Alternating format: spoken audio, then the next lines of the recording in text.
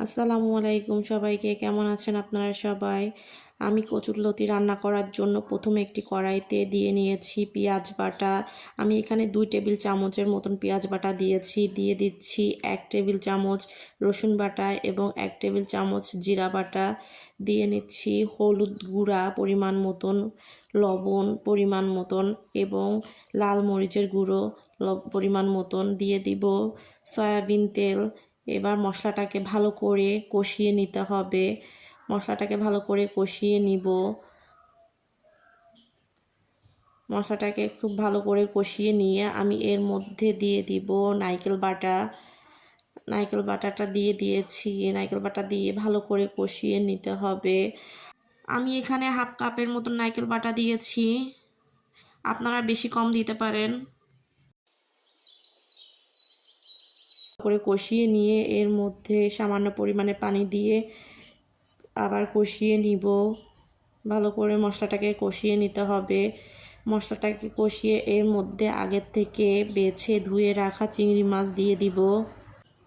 চিংড়ি মাছগুলো দিয়ে ভালো করে মশলার সাথে কষিয়ে নিব। মশলার সাথে ভালো করে কষিয়ে নিতে হবে।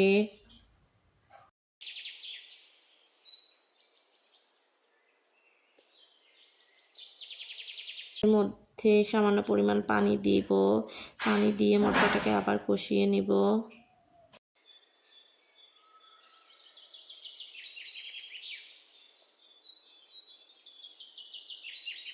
আগের থেকে পরিষ্কার করে রাখা কচুরলতি মশলার মধ্যে দিয়ে নিচ্ছি।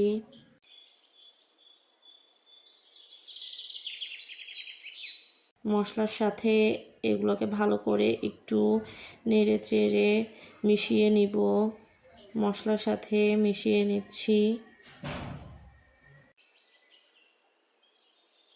মশলার সাথে ভালো করে নেড়ে চেড়ে মিশিয়ে নিয়ে আমি এর মধ্যে দিয়ে দিব পরিমাণ মতন পানি কচুরলতিটা সিদ্ধ হওয়ার জন্য।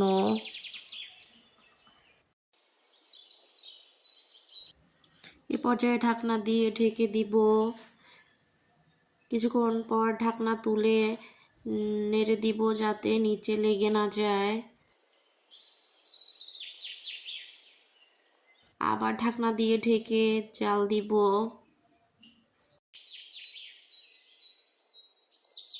আমার কচুরলতিটি রান্না হয়ে গিয়েছে।